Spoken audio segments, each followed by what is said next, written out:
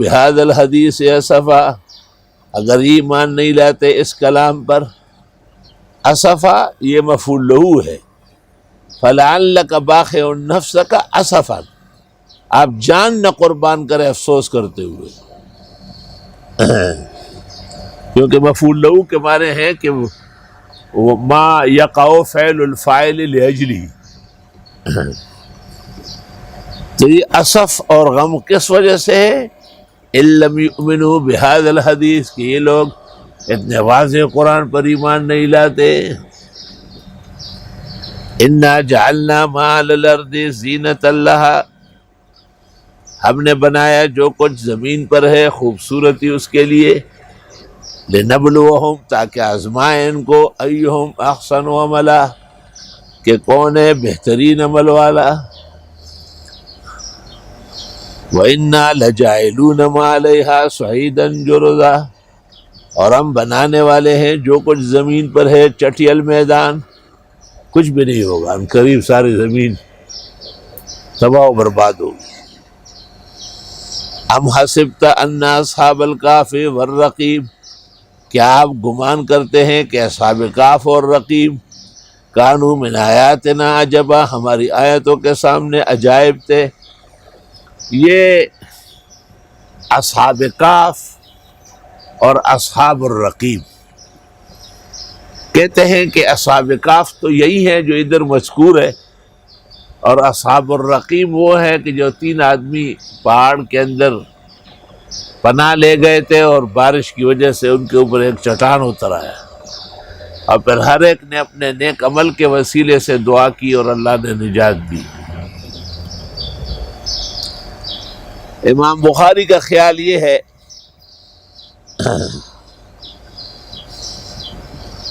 کہ اصحاب الکہف وہ ہے اور یہ اصحاب الرقیم ہے.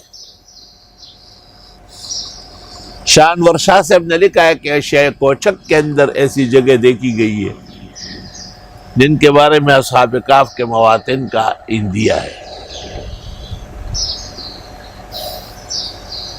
ہم اردن گئے تھے تو اردن میں ایک حصہ ہے جس میں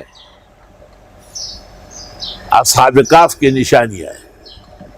ایک غار ہے، اس غار میں تمام اصحاب کہف ان کے کتے تک کی ہڈیاں موجود ہیں، اور اس کے نیچے ایک بستی ہے، اس کا نام ہے الرقیم.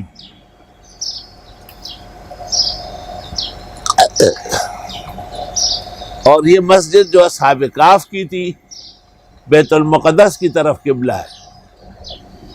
حضرت عمر رضی اللہ تعالیٰ عنہ جب وہاں پہنچے اور آپ کو اللہ نے فتوحات دی تو صحابہ کے مشورے سے اس مسجد کو برقرار رکھا، البتہ اس کے اوپر ایک اور بنا دی اور اس کا قبلہ کعبہ کی طرف ہوا،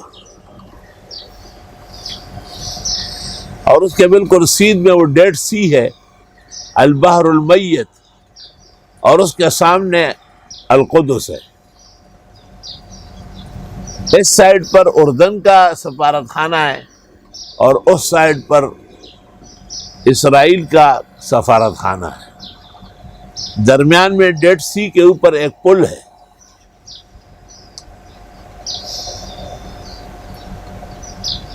اور بیت المقدس کی جو روشنیاں ہیں رات کے وقت اردن سے نظر آتی ہے.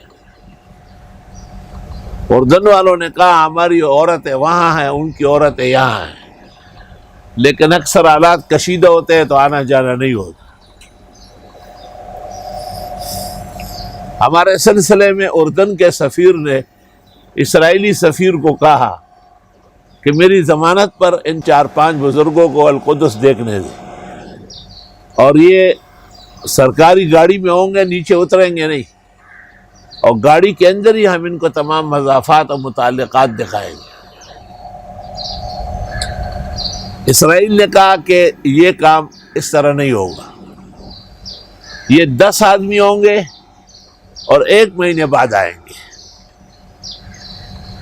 اور 3 مہینے یہاں رہنے کی اجازت ہوگی.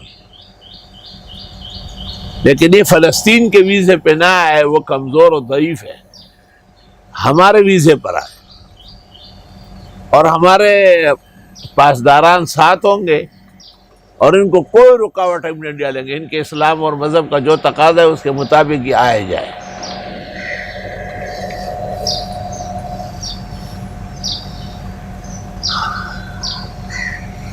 چنانچہ باوجود بسیار کوششوں کے ممکن نہ ہوا کہ ہم آگے بڑھ سکیں۔